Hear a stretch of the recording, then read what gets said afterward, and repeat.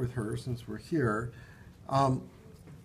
So we've opened up the body cavity, and so that's the coelom body cavity. And this part that contains the abdominal organs, what's the official name for it? That pleuroperitoneal cavity. Okay. And if I touch the inside of the body wall, there's this smooth, shiny membrane that's covering it. And what is that? Somatic. The parietal serosa, or here we would call it parietal peritoneum potentially, but parietal serosa is fine.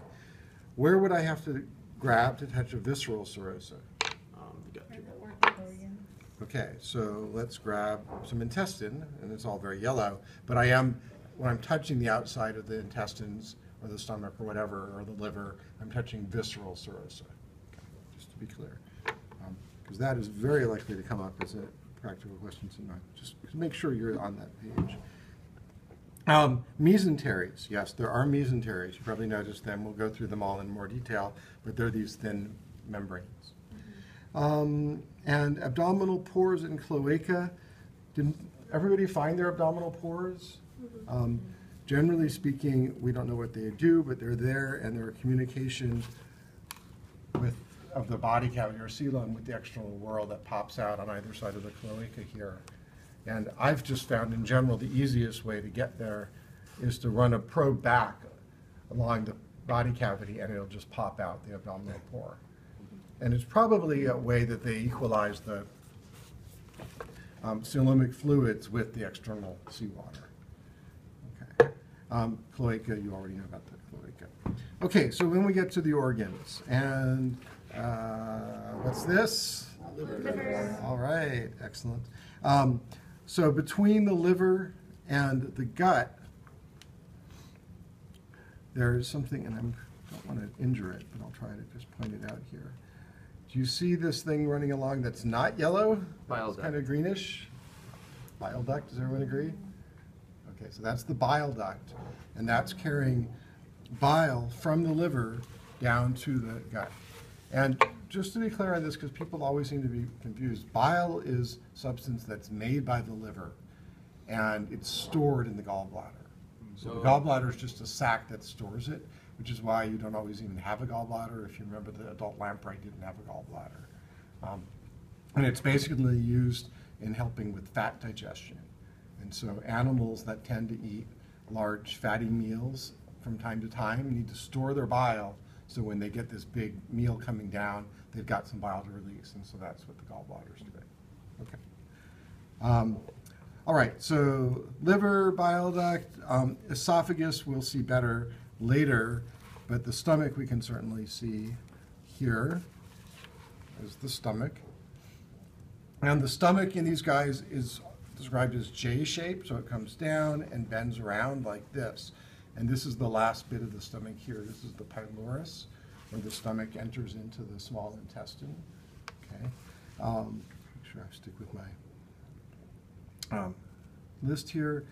The intestine, the main part of it that we see. And let's look at it on this chart that's not so yellow. You can see it a little bit better. This is the spiral intestine, so-called because there's a flap or valve that spirals around inside of it to increase surface area. So there's the spiral intestine. Okay. And did you guys cut this open at all? Yeah, there we go. So here you can see, whoa, there's that flap or spiral valve that's running around inside the intestine. Okay. Okay. And this is actually a primitive thing for all jawed vertebrates, and it's still found in primitive bony fishes as well as in sharks, but it's lost in teleosts and it's lost in tetrapods. Okay. Spiral valve. Oh, okay, I guess I'll stick with this one since here I am. Here's the stomach, and it's this J-shaped structure, and right at this bend, there's this organ that kind of hangs off of it. And that would be the spleen, yes.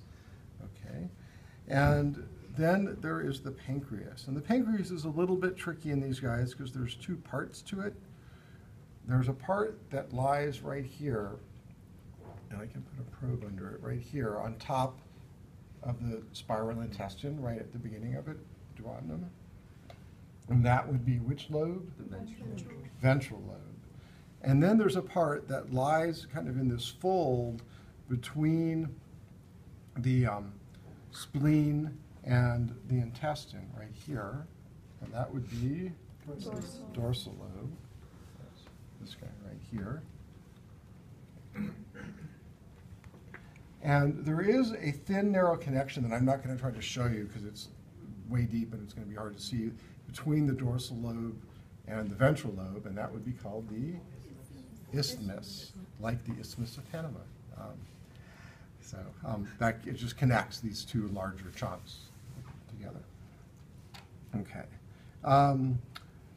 Digitiform gland or rectal gland. So that is easily seen in this animal right there.